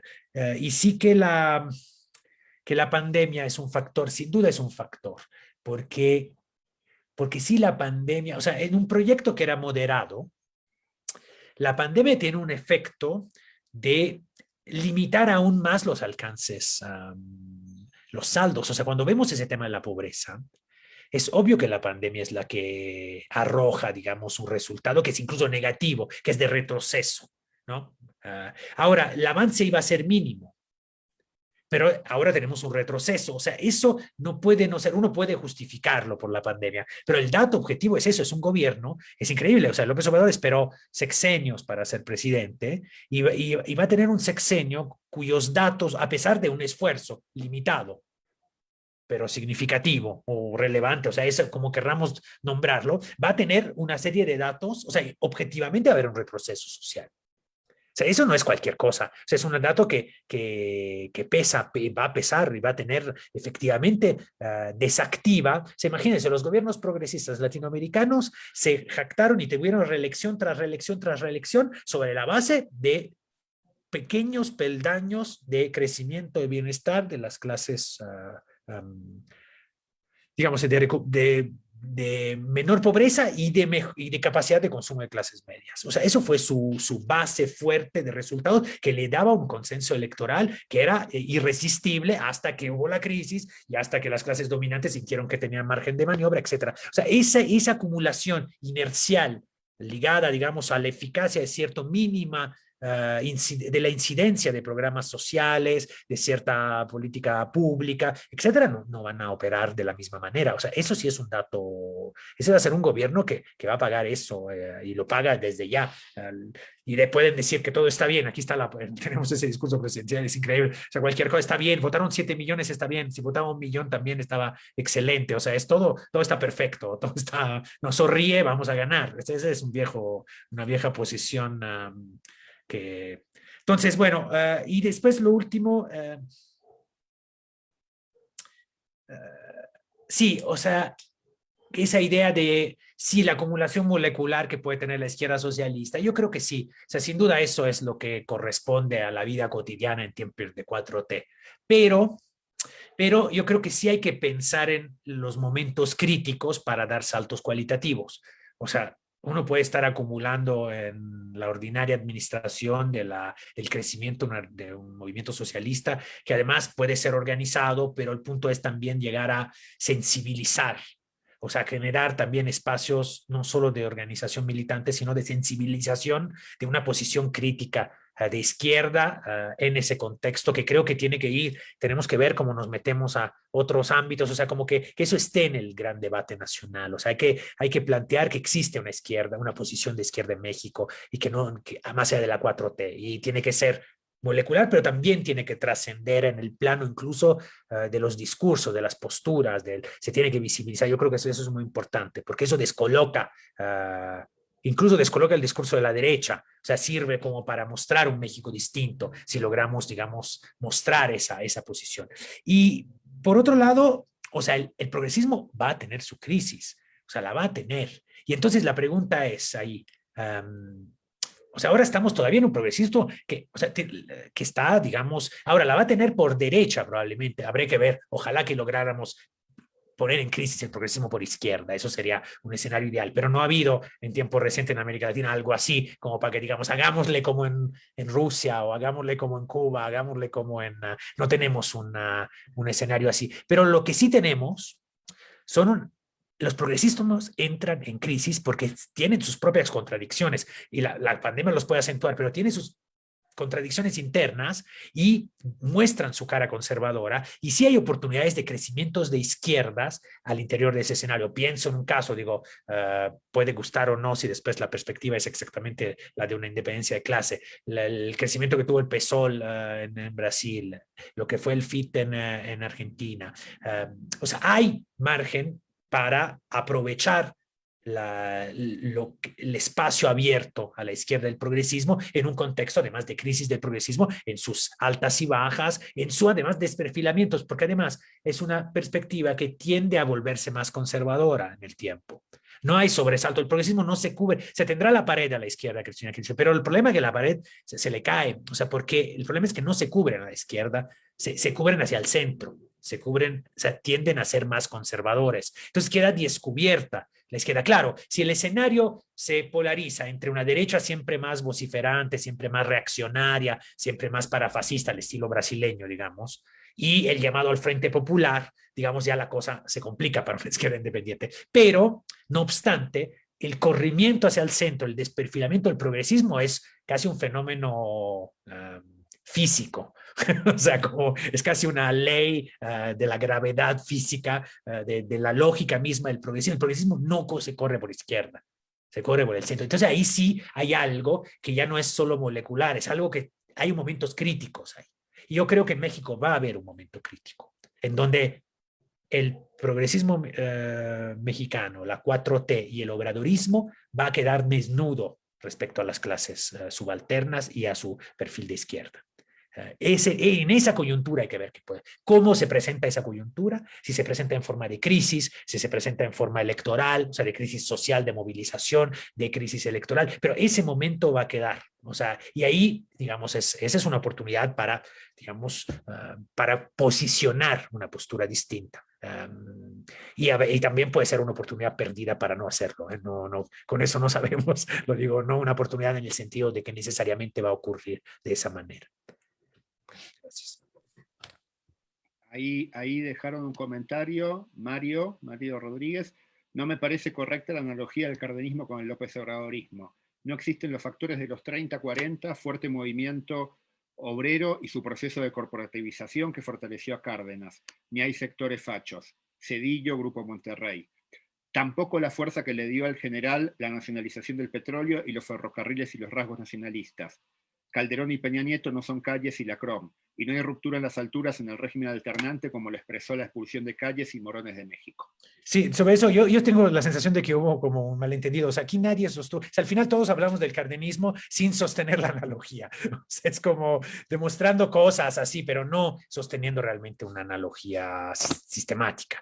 O sea, yo decía, no hay analogía y hablé de eso, no lo hubiera hecho. Después, eventualmente, lo que decía que podía haber analogía es como en el repliegue sexenal que hizo Cárdenas, el efecto que produce el repliegue de la figura que es portadora del progresismo. O sea, eso sí, es la única analogía que yo sostengo. O sea, que pudiéramos pensar qué sucedió cuando Cárdenas dijo, yo me voy a la chingada, digo, no, su chingada era un rancho en Michoacán, en Pátzcuaro, creo que tenía su casa, su finca, y bueno, aquí se están quejando de la analogía. Sí. No, yo nada más quería hacer un comentario, le pedí a Yara si me daba un minuto nada más antes de que ella pudiera cerrar. No, sobre un par de cuestiones que comentaba Máximo. No, a mí particularmente, sí, o sea, yo creo que es muy importante el problema, por eso yo lo mencionaba, el problema de un posicionamiento político, ideológico, es decir, poner a la ofensiva un discurso político alternativo tanto a la derecha como al López Obradorismo, digamos, ¿no? Eso es fundamental y es crucial, digamos, ¿no? Es decir, salir de la marginalidad política, huir de cualquier atisbo de marginalidad política, buscar huir y sostenerlo políticamente, digamos, ¿no? Eso, incluso yo creo que es, nosotros particularmente con la red internacional de diarios y acá con la izquierda diario, lo buscamos constituir y hacer, digamos, ¿no? Es decir, buscamos difundir una postura política y llegar a sectores de trabajadores, de jóvenes, del movimiento de mujeres, con una postura política alternativa, planteando análisis, política, programa y una pelea también en el terreno en el terreno ideológico, el terreno de las ideas, con lo que es el López Obradorismo, que tiene efectivamente múltiples mecanismos políticos de justificación política y de presentación como izquierda de lo que no es izquierda, digamos, ¿no? Como ya mencionábamos antes. Después creo que el problema de tanto organizaciones políticas, una organización política socialista revolucionaria tiene que buscar las vías para vincularse a sectores de la clase trabajadora, sea que estén manifestándose y luchando, como aquellos que van generando una experiencia, porque los procesos no son solamente procesos de lucha, sino que muchas veces previo a los procesos de lucha, posterior a los mismos, hay procesos de politización, de crítica, de acumulación de experiencias, de sacar conclusiones, etcétera, etcétera. Eso es fundamental y es importantísimo en ese sentido. Y por último, yo nada más quería destacar un elemento, que es justamente en el trance. O sea, yo creo que sí, yo creo que esas crisis, esos momentos de crisis del progresismo se pueden expresar, y que además el problema es que si no lo aprovecha la izquierda, lo capitaliza la derecha, como hemos visto en América Latina, digamos, ¿no? Con la recuperación con la llegada de Macri, el bolsonarismo, aunque bueno, el Bolsonaro llega a partir de un golpe institucional, pero bueno, por ahí todo un proceso que ya hemos discutido sobre lo que fue la dinámica del gobierno de Dilma, etcétera, etcétera. Pero es fundamental pensar los momentos de quiebre y acumular y prepararse para eso. Ahora, un elemento, por lo que mencionaba Máximo también respecto a otras experiencias latinoamericanas de la izquierda, o sea, yo creo que es muy importante para la izquierda socialista mexicana tener claro que la independencia política no es solamente independencia organizativa. Es decir, no es solamente mantener el grupo, el sello, el periódico, etcétera, etcétera, sino tener una política independiente realmente con el diálogo político que implique dialogar y explicar con paciencia las características del progresismo, etcétera, etcétera, sin caer solamente en un discurso no solamente en la denuncia, sino explicando profundamente. Pero la independencia política, eso que decía Yara, cuando hablaba de la independencia política, no se puede reducir a la independencia organizativa, es muy importante, porque incluso en la experiencia de la izquierda socialista mexicana lo hemos visto, digamos, ¿no? Organizaciones que se mantenían a lo mejor aparte de lo que era el PRD, ¿no? Pero después políticamente pues terminaban, incluso muchas de las experiencias de esta que hemos visto ahora de diputados plurinominales y todo, ya lo hemos visto en el pasado, en otras organizaciones de la izquierda que se reclamaban socialistas, y lo vimos recientemente con el posicionamiento de algunos de esos grupos frente a la consulta, en lo cual, haciéndose parte de una política gubernamental, que digo, más allá de las aspiraciones de los sectores sociales y todo, que fueron a votar a la misma, de los cuales, como dice Máximo en un artículo, ¿no? Es el núcleo duro, digamos, ¿no? de eso, grupo de izquierda que terminaron invisibilizados, adaptándose políticamente. Entonces, la independencia política como norte es fundamental y tiene que expresarse en políticas para vincularse a sectores del movimiento de masa. Entonces, nada más quería plantear eso. Muy bien, muchas gracias.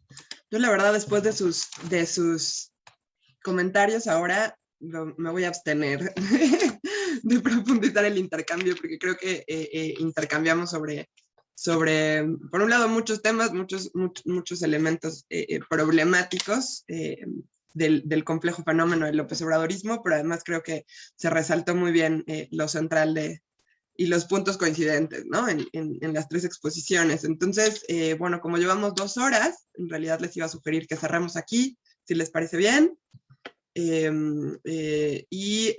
Bueno, quería comentar que no olviden y no pierdan la oportunidad de asistir y participar en nuestra última sesión de este ciclo de charlas, El mundo en pandemia, economía política y lucha de clases. Esta última y cuarta sesión será el siguiente miércoles 11 de agosto a las 19 horas, a las 7 de la tarde, y el tema en cuestión será el movimiento de mujeres y las luchas por nuestras demandas bajo la 4T, siendo, como ya comentaba yo, pues uno de los fenómenos políticos, de los movimientos activos, dinámicos, más problemáticos para el gobierno y donde más se han podido expresar distintas aspiraciones, contradicciones y exigencias, ¿no? En el marco de la situación actual. Y bueno, y por supuesto, como reflejo, como expresión particular y nacional de lo que se expresa a nivel internacional con el movimiento de mujeres. Entonces, bueno, están todas y todos invitados a esta última sesión y pues por supuesto agradecer muchísimo a Máximo que nos acompaña hoy. Siempre es muy, muy interesante compartir contigo estos espacios de diálogo y de análisis. Y bueno, también gracias a Pablo, a nuestro equipo técnico y a todas y todos los que participaron. Entonces estaríamos cerrando aquí y espero que nos podamos ver el próximo miércoles. Muchas gracias, buenas noches. Gracias, buenas noches a todos y a todas.